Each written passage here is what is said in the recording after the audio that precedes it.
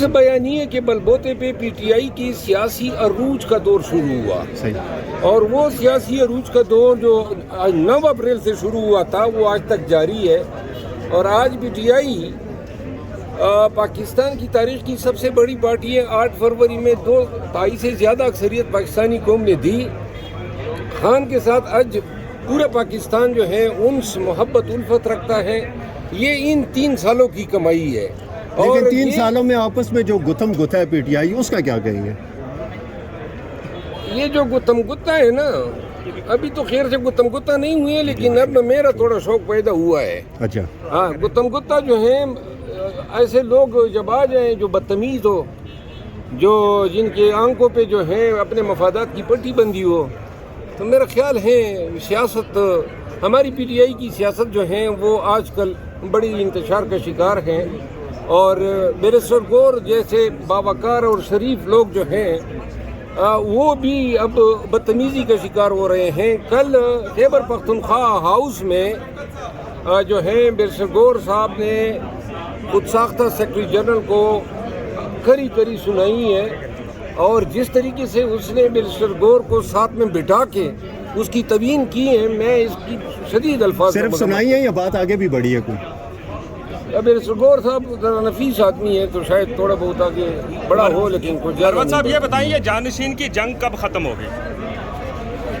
میرا خیال ہے خان صاحب جب باہر آئیں گے تو تبھی اس چپکلٹ سے جان چھوٹے گی۔ 10 اپریل 1973 کو پاکستان کا آئین بنتا ہے، اور کل 10 اپریل آئین سے متعلق آپ کیا کہیں گے؟ آئین جو ہے وہ 1973 کا آئین جو ہے اس وقت کے آئین سازوں کا، اس وقت کے پارلیمان کا پاکستانی قوم پہ ایک احسان تھا۔ آج آئین جو ہے وہ گزشتہ 2 سالوں میں یا 1.5 سالوں میں جب سے یہ پارلیمان بنا ہے بگڑی ہوئی شکل میں ہے۔ 26ویں آئینی ترمیم نے بیسیکلی 1973 کے آئین کا جو چہرہ تھا وہ مسخ کر دیا ہے۔ عدلیہ کی آزادی کمپرومائز ہو چکی ہے، اور جن معاشروں سے عدل رخصت ہو جائے وہاں پھر الوی بسیرا کرتے ہیں۔ آج پاکستان میں سیاسی عدم استحکام جو بدامنی ہے، اس کی ایک بہت بڑی وجہ یہ بھی ہے کہ عدالتیں جو ہیں وہ انصاف کرنے کے قابل نہیں چھوڑی گئی ہے۔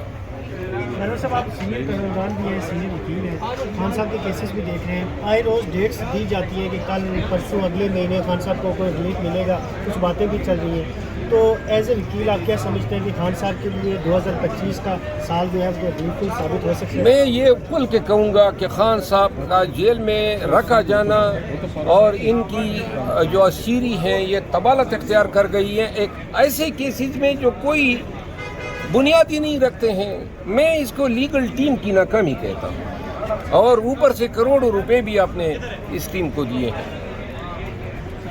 اور کوئی بات تو سر وکیل کتنے پیسے لے رہے ہیں جو ابھی جو ہیں ان کے وکیل؟ تک تیاریاں شروع نہیں کی عمران خان کو باہر نکالنے والی، آپ کی خبر کو درست ثابت ہوئی؟ آپ نے کہا تھا کہ یہ بس باتیں ہی ان کی سن لیں۔ اللہ ان پہ رحم کرے۔ سر اعظم سواتی صاحب نے پھر ایک دفعہ کہا ہے کہ وہ مذاکرات کرنا چاہتے ہیں آرمی چیف کے ساتھ عمران خان صاحب، آپ کیا کہنا چاہیں گے اس بارے میں؟ تو کر لینا، مذاکرات جو ہیں یہ تو ہم ڈنڈورا پیٹ رہے ہیں بہت عرصے سے کہ مذاکرات جو ہیں اس میں سہولت دینی چاہیے پارٹی کو اور تمام سوشل میڈیا کو، تاکہ مذاکرات جو ہیں وہ آگے بڑھ سکے۔ لیکن یا احتجاج ہے یا مذاکرات ہے، آپشن دونوں رکھنے چاہیے۔ اگر آپ احتجاج کے آپشن کو اپنا فائنل آپشن بنا لیتے ہیں تو پھر احتجاج کی کامیابی مسٹ ہے۔ اب دیکھتے ہیں عید کے بعد وہ احتجاج کے لیے کب لائے عمل دیتے ہیں۔ اتنے دھڑے بن چکے ہیں، اس کے باوجود آپ کو لگتا ہے کہ احتجاج کو کامیاب ہوگا؟ میں تو مایوس ہوں احتجاج کے حوالے سے۔ میں نے تو اللہ نے یہ کہا ہوا ہے کہ مجھے نظر نہیں آ رہا ہے کہ ان کی کیپیسٹی ہے احتجاج کو کامیاب کرنے کی۔ خیر افضل مروت صاحب، خان صاحب نے کہا تھا کہ عید کے بعد نون لیگ اور پیپلز پارٹی کے رہنما ملک چھوڑ کر چلے جائیں گے، تو وہی خبر درست ثابت ہو رہی ہے؟ نواز شریف کا بیگ تیار ہے، شہباز شریف کا بیگ تیار ہے لندن جانے کے لیے، آصف زرداری صاحب کووڈ میں ہیں، اور بلاول بھٹو صاحب 10 دن کے لیے ملک سے باہر چلے گئے۔ بہرحال میرا خیال ہے یہ اتنی اہمیت کے عامل نہیں ہے، یہ آنا جانا تو لگا رہتا ہے۔ یہ ابھی جائیں گے واپس آئیں گے. ابھی تو حالات ایسے نہیں ہیں کہ یہ اپنے بڑے بیگ ساتھ میں لے جائیں. ابھی تو ان کی حکومت ہے اور ابھی انہوں نے جاری رکھنی ہے. آپ کے بعد بڑے لوگ نشانے پہ آ گئے ہیں. پہلے ابتدا آپ پہ ہوئی, آپ کو پھر فوج چوکس نوٹس جاری ہوا, اس کے بعد جو لوگ آئے ان کے بارے میں کوئی ایسی بات نہیں. پارٹی کو میری آہ لگی ہے سمجھ گئے نا. اور وہ کہتے ہیں نا مکافات عمل ہے.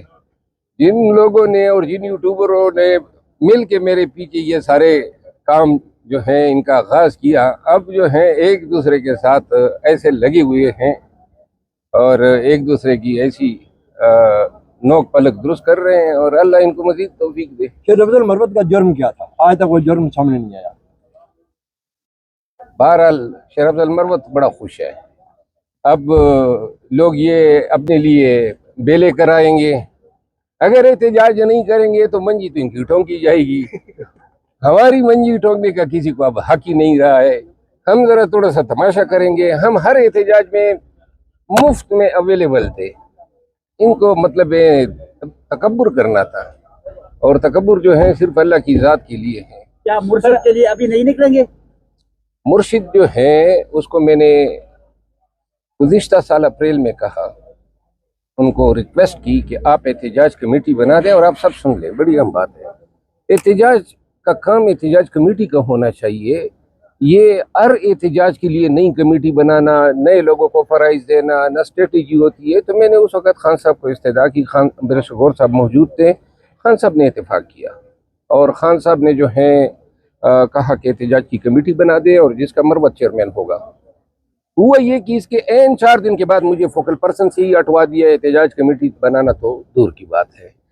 اور وجہ اس کی یہ تھی کہ ان کا خیال یہ تھا کہ اگر خان بھی اس کے احتجاج کے طفیل باہر آ گیا تو شاید پھر اس کا جو پتہ کاٹنا ہے وہ بڑا مشکل ہو جائے گا. تو یوں جو ہیں انہوں نے یہ تمام عوامل کیے, اور جس کا نتائج ابھی تک ہم بھگت رہے ہیں. سر آپ نے کہا آپ خوش ہیں, کس بات پہ خوش ہیں؟ پارٹی میں جو دھڑے بندی ہو رہی ہے نہیں, دھڑے بندی تو مجھے ایک دوسرے کو ایکسپوز کر رہے ہیں اس پہ خوش ہیں؟ لیکن دھڑے بندی کا تو مجھے علم تھا.